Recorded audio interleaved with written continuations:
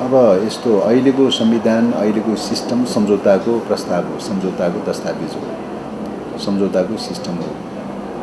पुँजीवादी पार्टीहरूले परम्परागत खालको पार्लियामेन्ट्री सिस्टममै बढी जोड दिइरहेको अवस्था हो र अब लेफ्टहरूले भन्ने गरिरहेको विषय र खास गरी माओवादीहरूले भन्ने गरिरहेको विषय के हो त भन्दाखेरि परम्परागत पार्लियामेन्ट्री सिस्टमबाट कमसेकम अलिकति अगाडि उठ्नु पर्यो भनेर चाहिँ आग्रह गरिरहेको कुरा हो र संविधान बन्ने प्रक्रियामा यो सम्झौताको दस्तावेजको रूपमा बन्यो।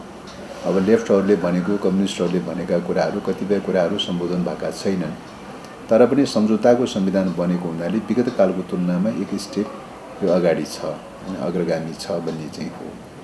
र यसमा अब गणतन्त्र जो स्थापना भएको छ त्यो गणतन्त्र तपाईको लेफ्टहरू र अरू पुँजीवादी पार्टीहरूको सहकार्यबाट गणतन्त्र स्थापना भएको छ। विशुद्ध चाहिँ पुँजीवादी पार्टीहरूले मात्रै यो गणतन्त्र स्थापना गरेको भए के हुन सक्थ्यो त भन्दाखेरि यो जस्ट बुर्जुवा डेमोक्रेसी मात्रै भनेर भन्ने ठाउँ रहन सक्थ्यो हैन। त त्यसमा कम्युनिस्टहरू पनि सहभागी छ, कम्युनिस्टहरू समेत सहभागी भएर चाहिँ तपाईको यो गणतन्त्रको स्थापना भएको छ। त्यसकारणले यो जनवादी गणतन्त्र दिशातर्फ उन्मुख गराउने प्रयास चाहिँ पक्कै पनि चाहिँ यो अन्तर्निहित छ हैन। पुरै टोटली जनवादी गणतन्त्र भइसक्यो त भनेर भन्दाखेरि त्यो पनि भन्न नसकेला। विशुद्ध चाहिँ यो चाहिँ तपाईको पुँजीवादी गणतन्त्र मात्रै हो त, परम्परागत खालको पुँजीवादी पार्लियामेन्ट्री गणतन्त्र मात्रै हो त भन्दाखेरि चाहिँ त्यो पनि भन्न नसकेला। यस्तो टाइपको चाहिँ एउटा नेपालको आफ्नै मौलिक टाइपको आफ्नै विशेष टाइपको चाहिँ गणतन्त्र स्थापना भएको छ। प्लस त्यसमा अब संघीयता, धर्मनिरपेक्ष, समानुपाती, समावेशी लगायतका चाहिँ फन्डामेन्टल राइटहरूको एड्रेस गर्नुपर्छ भन्ने लगायतका केही मौलिक प्रश्नहरू पनि जोडिँदै गइरहेको चाहिँ छ। र पार्लियामेन्ट्री सिस्टममै पनि तपाईँको के भएको छ भन्दाखेरि अलि मिश्रित टाइपको चाहिँ अब हामीले भनेको चाहिँ त के हो त भन्दाखेरि सहमतीय पार्टिसिपेटरी डेमोक्रेसी बनाउनुपर्छ भनेर भनेका थियौँ। अहिलेको स्थितिमा मल्टिपार्टी डेमोक्रेसीलाई नै मान्दाखेरि मल्टिपार्टी डेमोक्रेसीको प्रिन्सिपल अनुसार सबै पार्टीहरूको समानुपातिक खालको प्रतिनिधित्व होस् स्टेटका अङ्गहरूमा चाहिँ राज्यका अङ्गहरूमा र सबैको समानुपातिक प्रतिनिधित्व हुनुको साथै चाहिँ तपाईँको गभर्मेन्ट रन गर्ने कुरामा किन नहोस्, अरू अङ्गहरूमा किन नहोस्, राज्य निर्माणको प्रक्रियामा, सरकार निर्माणको प्रक्रियामा पनि सबैलाई प्रोपोर्सनल रिप्रेजेन्टेटिभ खालको सिस्टमबाट लैजाउँ, कम्युनिटी बेसिसमा पनि चाहिँ प्रोपोर्सनल रिप्रेजेन्टेटिभको सिस्टमबाट लैजाउँ, मल्टी पार्टीको चाहिँ रेसियोमा पनि एउटा चाहिँ तपाईँ प्रोपोर्सनल रेसियोमा चाहिँ तपाईँको रिप्रेजेन्टेटिभ खालको सिस्टममा लैजाउँ। त्यसो गर्दाखेरि चाहिँ तपाईँको कम्युनिटी बेसिसमा पनि पूर्व मेचेदी पश्चिम महाकालीसम्म बहुजाति, बहुभाषी, बहुधार्मिक प्रकारको विविधतायुक्त समाजलाई चाहिँ एकरूपतामा ल्याउन जरुरी छ। त्यसको लागि पनि अब एउटा तपाईँको चाहिँ प्रोपोर्सनल रेसियोमा चाहिँ सबैको पार्टिसिपेटरी खालको सिस्टममा लैजानुपर्छ। पार्टीहरू पनि तपाईँको विविध वर्गहरू भएको समाजबाट पार्टीहरू बनेको हुनाले चाहिँ कुनै न कुनै पार्टीहरूले कुनै न कुनै विचार त बोकिरहेको हुन्छ। त्यसकारणले सबै टाइपका विचारहरूलाई अटाउने खालको थलोको रूपमा लैजानु पर्यो। त्यसको लागि प्रोपोर्सनल रेसियोबाट चाहिँ प्रतिनिधित्व हुने खालको गभर्मेन्टमा पनि त्यो प्रतिनिधित्व हुने खालको मोडेलबाट लैजाउँ र सत्ता पक्ष र विपक्ष बनाउने खालको मोडेलबाट चाहिँ मात्रै नजाउँ। दुईटा बाई पार्टी अथवा दुई पार्टीको सिस्टमबाट चाहिँ जस्तो ब्रिटेनले दुई पार्टीको सिस्टम अभ्यास गर्यो, अमेरिकाले दुई पार्टीको सिस्टम अभ्यास गर्यो, इन्डियाले दुई पार्टीको सिस्टमको अभ्यास गर्यो, सत्ता पक्ष र विपक्ष भनेर दुई पार्टीको सिस्टमको अभ्यास गर्यो। उनीहरूको सन्दर्भमा उनीहरूको राष्ट्रियताको हिसाबले उनीहरू सुदृढ छन्, उनीहरू सक्षम छन्, सबल छन्। त्यस हिसाबले दुई पार्टीको सिस्टमको अभ्यास गर्दाखेरि पनि राष्ट्रियतामाथि खतरा पैदा भएन। तर नेपाल जस्तो मुलुकमा दुई पार्टी सिस्टमबाट जाँदाखेरि, सत्ता पक्ष र विपक्ष भनेर दुई पार्टी सिस्टमबाट जाँदाखेरि चाहिँ नेपालको राष्ट्रियता जोखिममा पर्छ। अस्थिरता र अराजकता बढ्दै जान्छ, राज्य स्थिरता र स्थायित्व कायम रहँदैन। स्थिरता र स्थायित्व कायम नरहने बित्तिकै चाहिँ बाह्य शक्तिहरूले खेल्ने ठाउँ पाउँछ चाहिँ। त्यसकारणले गर्दाखेरि नेपालको डेमोक्रेसी पनि खतरामा पर्न सक्छ। त्यसबाट अहिले जे जस्ता प्राप्त भएका छन् त्यो पनि खतरामा पर्न सक्छ र त्यसबाट राष्ट्रियता पनि खतरामा पर्न सक्छ। त्यसकारणले गर्दाखेरि चाहिँ सबै दलहरूको चाहिँ तपाईँ समानुपातिक प्रतिनिधित्व हुने पार्टिसिपेटरी डेमोक्रेसीको रूपमा लैजाउँ भनेर चाहिँ यो ढङ्गले चाहिँ हामीले पहल गर्न प्रयास गर्न खोजेको। तर तत्कालको परिस्थितिमा कांग्रेस र एमाले सहमत हुन सकेन। नसक्दाखेरि चाहिँ रूपमा चाहिँ तपाईँको परम्परागत खालको डेमोक्रेसी जस्तो सत्ता पक्ष र विपक्ष जस्तो टाइपको बनिया छ चाहिँ रूपमा त्यस्तो बनिया छ। तर हामी अभ्यास के गरिरहेका छौँ त भन्दाखेरि चाहिँ सहमतीय मोडलबाट लैजानुपर्छ कि हरेक राष्ट्रिय मुद्दाहरूको सन्दर्भमा मेजर मुद्दाहरूको सन्दर्भमा चाहिँ एउटा सहमतीय मोडलबाट लैजानुपर्छ। विधिले सत्तापक्ष र विपक्षमा उभ्याइदिएको भए तापनि प्र्याक्टिस चाहिँ हामीले सहमतीय डेमोक्रेसीको प्र्याक्टिस गर्नुपर्छ भनेर चाहिँ अब पार्लियामेन्टमा चाहिँ हामी म्याक्सिमम रूपले सहमतीय मोडलबाट लैजानलाई प्रयास गरेका थियौँ र विगत कालमा हामी एक हदसम्म सफल पनि भयौँ। सरकारमा सहभागिता गराउन सबैलाई सहभागिता गराउन नसके तापनि सदनमा आएका विधेयकहरूमा चाहिँ अधिकांश इस्युहरूमा एउटा सहमतीय डेमोक्रेसीको अभ्यास गर्दै चाहिँ गएका थियौँ। तर पछिल्लो समयमा अब घटनाक्रममा चाहिँ अब यो सिस्टमप्रतिको हेर्ने दृष्टिकोणमै कतिपय साथीहरूमा चाहिँ अलिकति ब्याक भएको जस्तो अनुभूति भयो।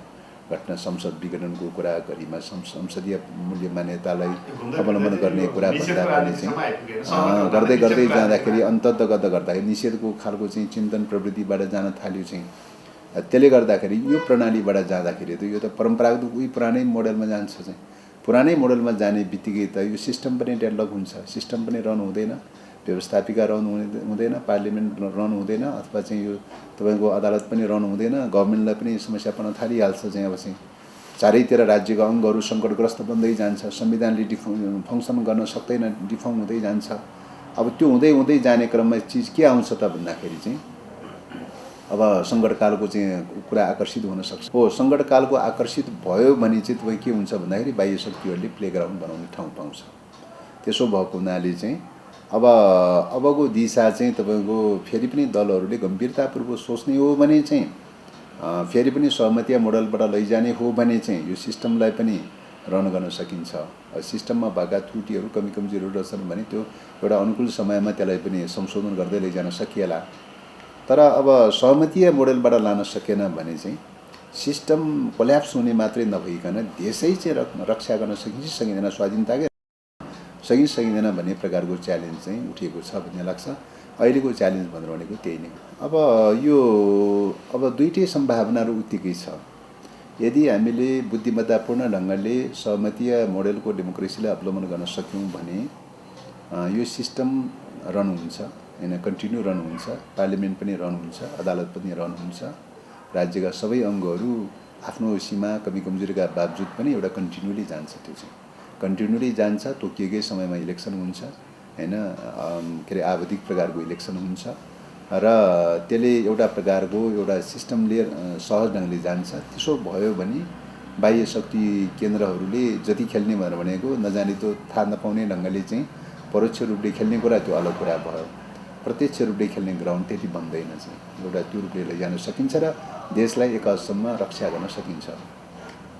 यदि यो वेबाट जान सकेन, अहिले त डेडलकको अवस्था छ, सदन डेडलक भनेको त अब एक प्रकारले डेडलकको अवस्था छ।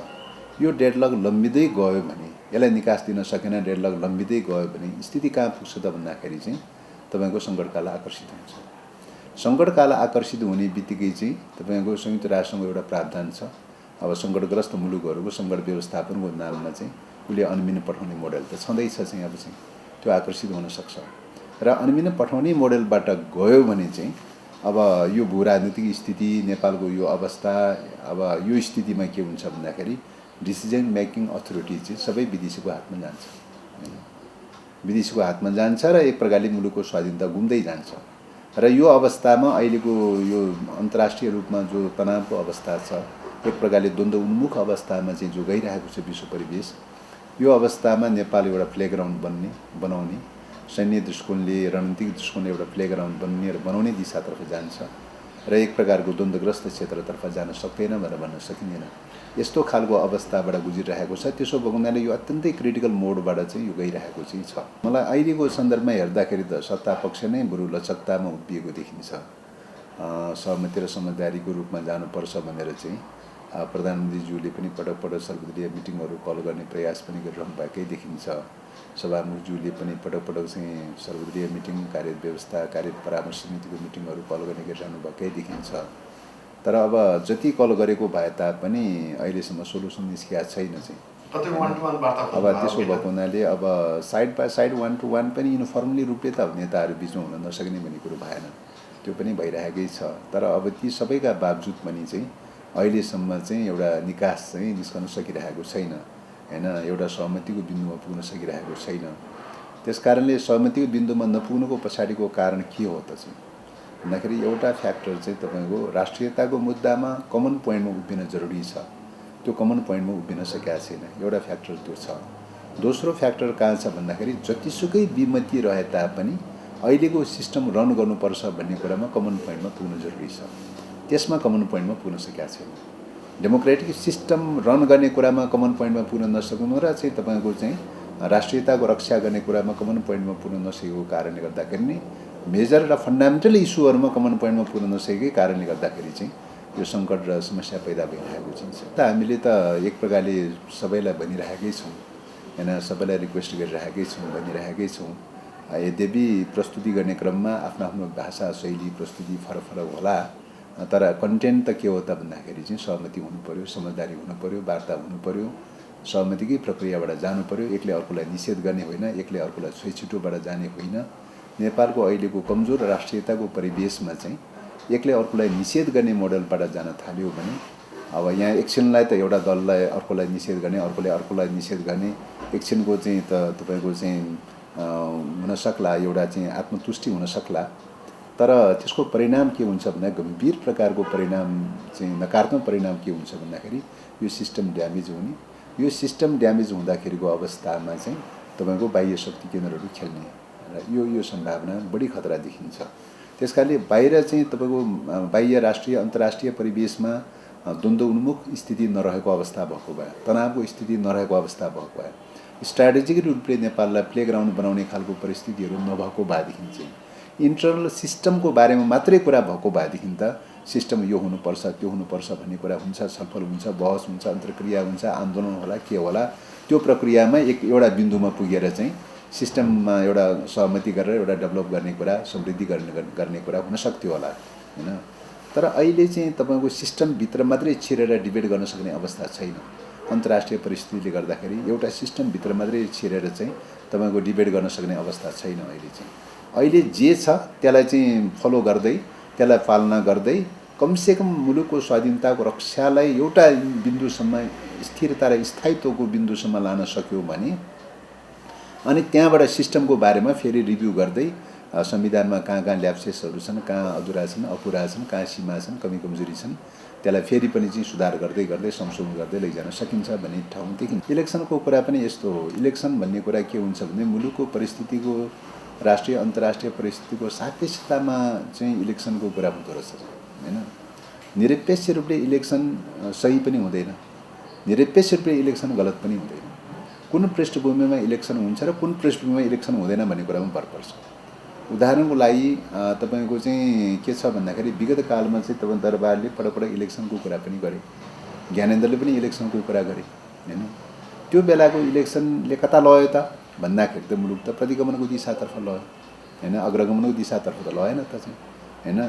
त्यसकारणले अबको इलेक्सन पनि के हो त भन्दाखेरि चाहिँ इन टाइममा चाहिँ व्यवस्थाले परिलक्षित गरेको तोकिएको समयमा चाहिँ तपाईँ इलेक्सनको चाहिँ टार्गेट बनाएर मुभ गर्न सक्यो भने चाहिँ अब त्यो होल स्टेटले मानेको, देशले मानेको, संविधानले मानेको टाइम फ्रेममा चाहिँ इलेक्सन गर्यो भने चाहिँ त्यो इलेक्सन सम्भव छ हैन। त्यही पनि गर्न सकिँदैन भने च्यालेन्जको विषय छ। त्यसो गर्न सक्यो भने सम्भव छ इलेक्सन चाहिँ हैन।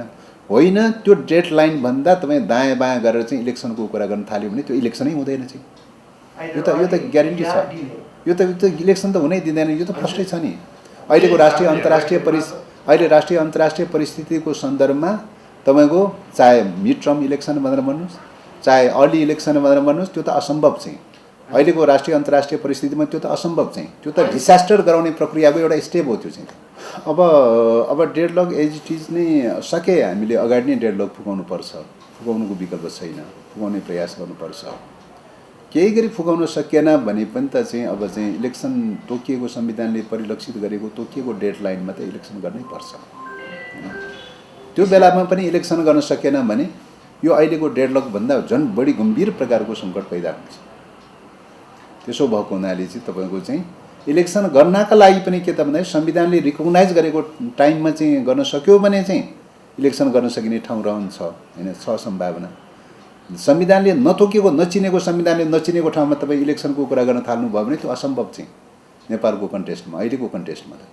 किन भन्दा अनस्टेबिलिटीको चाहिँ गेम खेलिरहेको, स्ट्राटेजिक रूपले गेम खेलिरहेको अवस्थामा चाहिँ त कसरी यो सिस्टमलाई ड्यामेज गर्ने, कसरी स्टेटका अङ्गहरूलाई चाहिँ तपाईँको ड्यामेज गर्दै लैजाने होइन भनेर चाहिँ यो खालको चाहिँ गेम प्लानहरू खेलिरहेको अवस्थामा चाहिँ होइन बेटाइममा हामीले इलेक्सन गर्न थाल्यौँ भने त अब त्यही इस्युलाई उठाएर चाहिँ संवैधानिक कि असंवैधानिक होइन अरू कुरा उठाउने हो भने त चाहिँ तपाईँको चाहिँ इलेक्सनको जुन टाइममा पाए उहिले इलेक्सनको कुरा उठाउने हो भने जन्म संरक्षण नगर्ने भन्ने क्वेसन उठ्छ।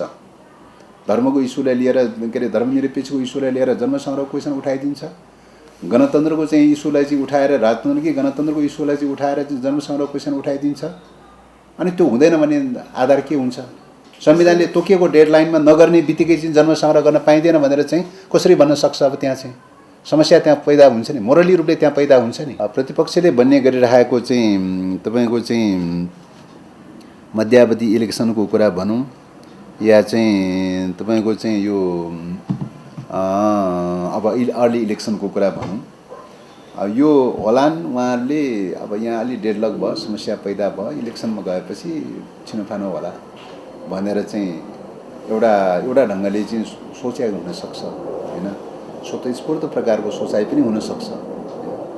तर यसको पछाडिको परिणाम चाहिँ राष्ट्रिय अन्तर्राष्ट्रिय परिस्थितिको क्यालकुलेसन नगरिकन चाहिँ यो इस्यु चाहिँ उठेको जस्तो लाग्छ होइन। र ठिक यही पोइन्टबाट चाहिँ तपाईँको विदेशीहरूले खेल्ने ग्राउन्ड पैदा हुन्छ होइन। किटानी साथ भन्न सकिन्छ तपाईँको तोकिएको संविधानले तोकिएको डेडलाइनमा त इलेक्सन गर्न सकिन्छ सकिँदैन भन्ने स्थिति पैदा भइरहेको बेलामा इलेक्सनले संविधानले नचिनेको टाइममा चाहिँ तपाईँ इलेक्सनको क्वेसन उठाउने बित्तिकै इलेक्सन हुँदैन। हेरिराख्नु होला, त्यो टाइममा तपाईँ इलेक्सनको क्वेसन उठ्ने बित्तिकै जन्म संग्रहको कुरा तेर्सिनेवाला छ। जन्म संग्रहको कुरा तेर्सिसकेपछि के हुन्छ त भन्दाखेरि मुलुक द्वन्द्वमा जानेवाला छ। गणतन्त्र पक्षधर या चाहिँ राजतन्त्र पक्षधर या चाहिँ हिन्दू राज्य या चाहिँ धर्मनिरपेक्ष आदि आदि इस्युमा चाहिँ कुनै न कुनै मुद्दामा चाहिँ द्वन्द्वमा लैजानेवाला छ होइन। भएपछि त चाहिँ सङ्कटग्रस्त स्थितिमा जान्छ। सङ्कटग्रस्त स्थितिमा गइसकेपछि के हुन्छ भन्दाखेरि चाहिँ अनि सङ्कटकाल आकर्षित हुन्छ होइन। सङ्कटकाल आकर्षित भइसकेपछि त आयो त। अब सङ्कटकाल हुने बित्तिकै तपाईँ संविधान निष्क्रिय हुन्छ, राज्यको अङ्गहरू सबै डिफङ हुन्छ। संविधान निष्क्रिय हुने, राज्यको अङ्गहरू डिफङ हुने भइसकेपछि त पावर अथोरिटी त खेल्ने ठाउँ त कहाँ पुग्छ त भन्दाखेरि चाहिँ सङ्कट व्यवस्थापनको नाममा विदेशी शक्ति केन्द्रहरू खास गरी अन्मिन आकर्षित हुन्छ। अन्मिनले खेल्ने ठाउँ पाउने बित्तिकै चाहिँ त विदेशी शक्ति केन्द्रहरू क्रियाशील हुन थाल्छ। त्यो त प्रष्टै छ चाहिँ। त्यस कारणले गर्दाखेरि यो चाहिँ त्यहाँ पुग्ने प्रकारको स्टेपसँग रिलेटेड छ यो चाहिँ होइन। यो नजानिदो ढङ्गले चाहिँ क्यास गरेको हुनसक्छ, सचेत खालको होला, नहुनसक्छ सचेत खालको। तर नेताहरूको महत्त्वाकांक्षी प्रवृत्ति, नेताहरूको व्यक्तिवादी सोच, नेताहरूको अहङ्कारवादी सोचबाट नै सबभन्दा बढी क्यास गर्ने हो विदेशीहरूले त होइन। सहज प्रकारको चाहिँ तपाईँको चाहिँ स्वाभाविक खालको एउटा नर्मल कोर्समा लैजाने भन्दा पनि एबनर्मल कन्डिसन कसरी क्रिएट गर्न सकिन्छ त्यो न हो त होइन।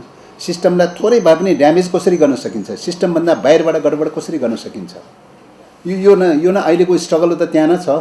सिस्टमलाई स्मुथली रन गरेर लैजाने कि सिस्टमलाई दायाँ बायाँ तोडमोड गर्दै गर्दै चाहिँ डिस्टर्ब गर्दै गर्दै चाहिँ लैजाने भन्ने प्रकारको अस्थिरताको लाइनमा जाने कि स्थिरताको लाइनमा जाने भन्ने नै तीन खेलिरहेको छ अहिले त। एमसिसीको इस्युको बारेमा तपाईँको चाहिँ के छ भन्दाखेरि अब अहिले बाह्य शक्तिहरू खेल्ने क्रममा चाहिँ दुई तिनवटा बाटो हेरिरहेका चाहिँ छन्। दुई तिनवटा बाटाहरू मध्येमा पहिलो बाटो उनीहरूको जोडबल कहाँ हो त भन्दाखेरि चाहिँ नेपाल एउटा स्ट्राटेजिक पार्टनरसिपमा लैजाने जोडबल त्यहाँ हो। स्ट्राटेजिक पार्टनरसिपमा भन्नाले चाहिँ एक प्रकारको सैन्य रणनीतिको साझेदारी, सैन्य रणनीतिको साझेदारीमा लैजाने चाहिँ पश्चिमा शक्तिहरूको जोडबल हो। आइपिएसको चाहिँ अङ्ग बनाउने, आइपिएसको पार्ट बनाउने, आइपिएसको मेम्बर बनाउने चाहिँ यो एक प्रकारको सैन्य गठबन्धनमा लैजाने जोडबल पहिलो प्रयास त्यो हो चाहिँ। त्यो प्रयास स्वरूप अब विगत कालमा कसरत सुरु गरेका हुन्छ। सायद मौखिक रूपले हन्चहन्चमा सहमति पनि सायद चाहिँ जनाएको जस्तो बुझिन्छ। त्यसले गर्दाखेरि अमेरिकाले नेपाल आइपिएसको पार्ट बन्यो, अङ्ग बन्यो भनेर पनि, मेम्बर बन्यो भनेर पनि घोषणा गर्यो होइन। तर अब तत्कालै त्यो बेला पार्टीभित्र हामीले चाहिँ स्ट्रङली विरोध गर्यौँ। यो त सैन्य गठबन्धनमा जाने के हो? यो चाहिँ नेपालको संविधान, नेपालको परराष्ट्र नीति, असंलग्न सिद्धान्त, पञ्चशीलको सिद्धान्त यी मूल्य मान्यताभन्दा विपरीत ढङ्गले जाने भन्ने कुरा स्ट्रङली चाहिँ प्रतिरोध भएपछि, प्रतिवाद भएपछि के भयो त त्यो क्रियान्वयन हुन सकेन, क्रियाशील हुन सकेन। क्रियाशील हुन नसकेपछि दोस्रो बाटो के खोज्यो त भन्दाखेरि एमसिसीको बाटो खोज्यो। एमसीसी चाहिँ पास गर्न सके खण्डमा अब भन्दाखेरि आर्थिक परियोजना भनेर भन्ने आर्थिक परियोजनाको बारेमा ग्रान्टको बारेमा आर्थिक परियोजनाको बारेमा हो भने विगत कालमा अरू मुलुकहरूसँग अरू दातृ निकायहरूसँग गरेको एग्रिमेन्टको मोडलमा जान किन तयारी भएन त्योभन्दा नितान्त फरक ढङ्गले चाहिँ तपाईँको स्ट्राटेजिक मोडलमा आयो स्ट्राटेजिक मोडल भनेर के हो त संविधानलाई निष्क्रिय गराउने राष्ट्रिय कानुनलाई निष्क्रिय गराउने सरकारलाई निष्क्रिय गराउने सरकारभन्दा माथिल्लो अङ्गको रूपमा चाहिँ तपाईँको चाहिँ के अरे एमसीसी एकाउन्ट गठन गर्ने चाहिँ हैन अनि त्यो एमसीसी एकाउन्ट चाहिँ संविधान र कानुनको दायराभित्र चाहिँ चल्न नपर्ने नेपालको अमेरिकी एमसीसी कानुन अनुसार चल्नुपर्ने टोटल सार्वभौम अधिकार उसले प्रयोग गर्ने नेपालको तर्फबाट डेलिगेट गरेर चाहिँ उसले एग्रिमेन्ट गर्न सक्ने नेपाल सरकारले उसले गरेका प्रोजेक्टका काम कारबाहीहरूको बारेमा अनुभव पनि गर्न नपाउने निरीक्षण पनि गर्न नपाउने त्यहाँ सेना लिएर आएको छ भने चेक गर्न पाउँदैन हतियार लिएर आएको छ भने चेक गर्न पाउँदैन चाहिँ कहीँ आपराधिक घटना घटेको छ भने पनि मुद्दा लाग्दैन चाहिँ त्यहाँ अदालतको मुद्दा लाग्दैन चाहिँ अब चाहिँ भनेपछि त यो स्ट्राटेजिक रूपले सार्वभौम अधिकार नै खण्डित गरेर चाहिँ एग्रिमेन्ट गर्नुपर्ने एउटा चाहिँ जाबो सहायता सम्बन्धी सम्झौता लागू गर्नलाई चाहिँ सार्वभौम अधिकार नै खण्डित गरेर लागू गर्नुपर्ने किन पैदा भयो त भन्दाखेरि यो चाहिँ आर्थिक आवरणमा लिएर आएको सैन्य योजना हो हैन त्यो सैन्य योजना भएको हुनाले त्यो सैन्य योजना एग्रिमेन्ट गराउन सक्यो सदनबाट एग्री गराउन सक्यो भने संविधान निष्क्रिय हुन्छ गभर्नमेन्ट निष्क्रिय हुन्छ राज्यको संविधान निष्क्रिय के अरे संसद निष्क्रिय हुन्छ सबै राज्यका मेन अङ्गहरू निष्क्रिय गराउँछ अदालत निष्क्रिय गराउँछ अदालतले मुद्दा लगाउन पाउँदैन संसदले निगरानी गर्न पाउँदैन नियन्त्रण गर्न पाउँदैन अनुगमन गर्न पाउँदैन सरकारले चेक एन्ड ब्यालेन्स केही गर्न पाउँदैन सार्वभौम अधिकार नै खण्डित भयो नि सैन्य कसरत गर्नलाई त सार्वभौम अधिकार खण्डित नगरिकन त उसले सैन्य कसरत गर्न त गाह्रो पर्छ उसलाई त्यसकारणले दोस्रो बाटो उसले यो खोजेको यो पनि पेन्डिङ भइरहेको छ डेडलक भइरहेको छ त्यो डेडलक भइरहेको अवस्थामा तेस्रो बाटो पनि प्यारलली रूपले मुभ गरिरहेको छ त्यो तेस्रो बाटो भनेको के हो त भन्दाखेरि सिस्टम ड्यामेज गराउने संसद पनि ड्यामेज गरिदिने अदालत पनि ड्यामेज गरिदिने यो सिस्टम पनि ड्यामेज गरिदिने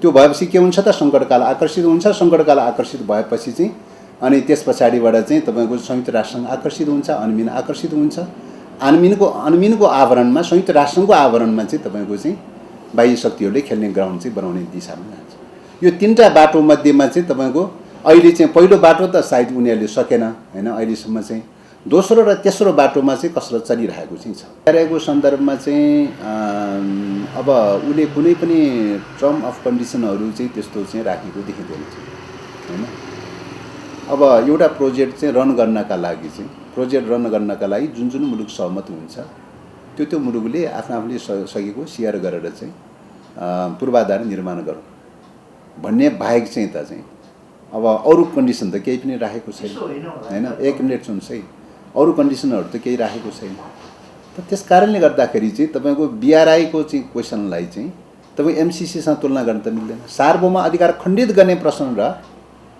तपाईको चाहिँ आर्थिक सहायता अथवा अरू परियोजनाहरू सञ्चालन गर्ने क्वेसनको बीचमा त आकाश र धरतीको फरक छ नि अरू प्रोजेक्टहरू हेर्नुस् न तपाईँ विगत कालमा युएसएडले सञ्चालन गरेको छ नेपालमा हैन तपाईको अहिले ब्रिटेनको डिएफआईले प्रोजेक्टहरू सञ्चालन गरिरहेछ जर्मनको जेटीजेडले चाहिँ प्रोजेक्टहरू सञ्चालन गरिरहेछ उसँग पनि एग्रिमेन्ट भएको छ स्विजरल्यान्डको एसटीसीसँग भएको छ जापानको चाहिँ जाइकासँग भएको छ थुप्रै मुलुकहरूसँग के अरे वर्ल्ड ब्याङ्कसँग एडिबीसँग थुप्रैसँग सम्झौता भएको छ नि त्यो सम्झौताको मोडलमा जान किन तयारी भएन यो आर्थिक परियोजना हो भने त त्यो मोडलमा जानु पर्यो नि त हैन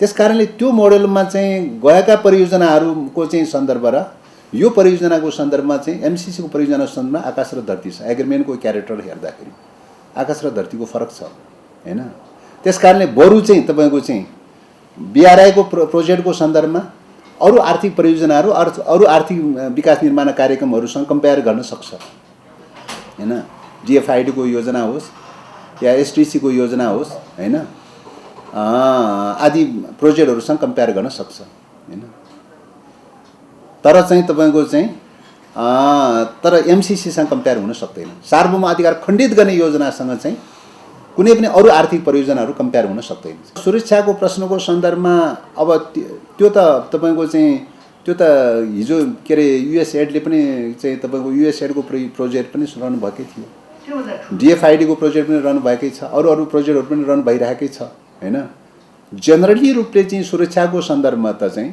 जेनरली रूपले चाहिँ हुने कुरा त एउटा पाटो हो नि त्यो त नेपाल सरकारले आफै नै सुरक्षा दिन्छौँ सुरक्षा गर्छौँ भनेर भन्दै आइरहेको चाहिँ छ हैन अरू सबैलाई नेपाल सरकारले हुने सुरक्षाको बारेमा चाहिँ तपाईँको चाहिँ विश्वस्त हुने, कन्फिडेन्स हुने, हैन, त्यही मान्यतालाई फलो गर्न तयारी नहुने, एमसिसी कम्पनीको निम्ति मात्रै फलो गर्न तयारी नहुने भन्ने प्रश्न आउँदैन।